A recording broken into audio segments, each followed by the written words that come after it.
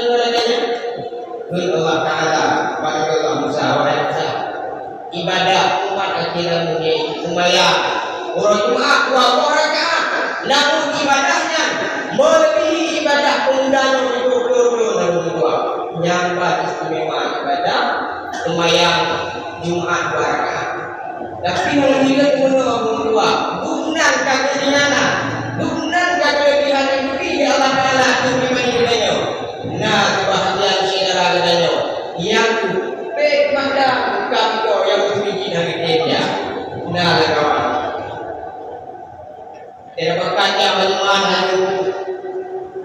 akan kaki tadinya diuji pun dalam kah bagaimana putra itu ayo lu jauh orang katanya kamu lu hanya itu menyepah wadah orang itu menyepah wadah anak tu bawa pun malam hanya ini kurang katanya nyo alasan yang Nabi dengan manusia, namun yakin dan percayalah dengan Allah Taala dengan umat dan manusia yang berbahagia.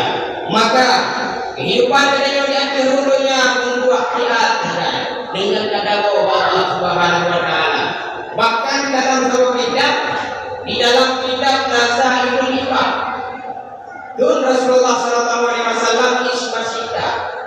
Hubun punya kata adalah tapi ingat baikkan kata itu bahwa dia menyatakan mati, maka dengan kematian tersebut yang terbuka beda rahasia yang terpantau dengan Allah.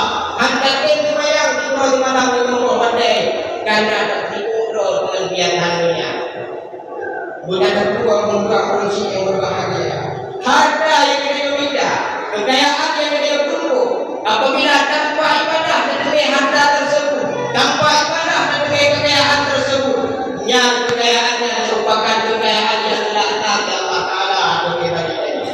Yang kedua mereka dalam berdoa kepada Allah dan bila orang yang membuat kondisi yang berbahagia, tak kalah dengan tanda masing-masing, tak kalah dengan hati masing-masing.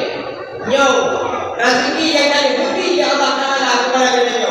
Apabila anda beribadah namun yakin dan percayalah harta tersebut yang merupakan harta yang ada berkah yaitu kebahagiaan.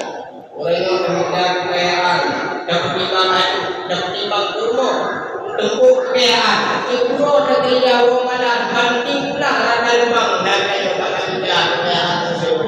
Nyo kekayaannya yang terdapatkan dan rumah mengingat anak pernah ibadah berumur atau pernah dibayar di luar malam di mati. Tidak harta yang diubah yang merupakan harta untuk dia. Yang penting yang kita khawatir pada apabila dengan nyawa kamu bisa dengannya, tubuh belum terkubur kamu di hadapan manusia yang lain. Nyawa harta yang berubah, nyawa adalah dia timbang itu. Seandainya kalau terkubur kamu di hadapan manusia yang lain, kamu tubuh timbangnya tapi ada dua. Yang lainnya kepada Allah Taala. Kumana Allah lainnya yang kedua. Maka membuat fungsi yang berbahagia, nyo menjadi bahan renungan bagi kita yang bersama. Nyo adalah nasihat daripada orang tua. Karena hampir orang tua hanya tapi lo yang